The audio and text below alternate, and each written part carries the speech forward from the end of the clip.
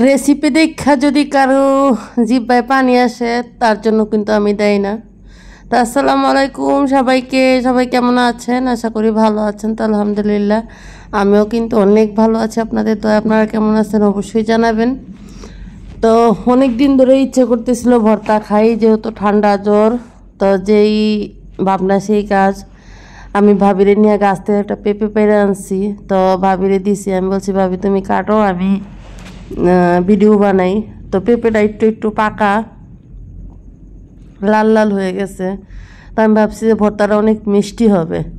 তো ভাবি বলতেছে মিষ্টি না রে, মিষ্টি না, এত মিষ্টি হবে না। আমি বলতেছি মিষ্টি হবে। তো ভাবি আমার বারবার বলতেছে আর দেখাইতেছে। তো ভাবি বলতেছে ফুয়াতি মানছে না এই রেসিপি খায়, আমরা কেন খাইতাম? আমি বলছি রেসিপির জন্য হইলেও সবাই আজকের দিনের জন্য ফুয়াতি হয়ে যায়। তো এই যে ভাবি মরিচ ভাইজা দিছে, সব কিছু করে দিছে, আমি শুধু ভর্তাটাই বানাবো। এই যে সাথে তেঁতুল নিছি, তেঁতুল দেখে যেন কারো জিভে জল না আসে। নিয়ে নিলাম লবণ, চিনি দিব না, কারণ ভর্তাটা খাবোই টক ঝাল, মিষ্টি দিবই না।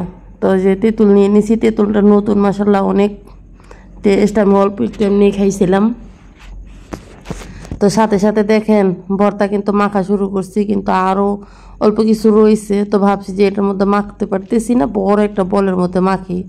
তো যেই ভাবনা সেই কাজ, কিচিমিচি কিচিমিচি করে সব কিছু রেডি করে নিছি। এখন শুধু মাখাইতেছি, এখন সবাই খাওয়ার পালা।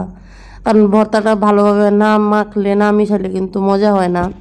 এটা আমরা যখন ছোটো ছিলাম তখন অনেক বেশি খাইতাম, এখন তো সময় আর সুযোগ হয়েই ওঠে না। তো আমরা জামাতের সাথে বসে গেলাম, সব ভাবিরা, আমাদের কমলা আফা, আমাদের ইলিয়াস ভাইয়ের বউ, আরও বাড়িউলি ভাবি।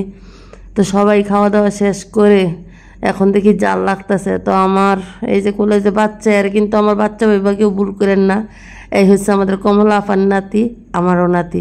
তো সবাই ভালো থাকবেন, সুস্থ থাকবেন। যদি আমার ব্লগটা ভালো লাগে অবশ্যই লাইক করবেন, শেয়ার করবেন, সাবস্ক্রাইব করবেন, পেজটা ফলো করে দিবেন। আল্লাহ হাফিজ সবাইকে, আসসালামু আলাইকুম।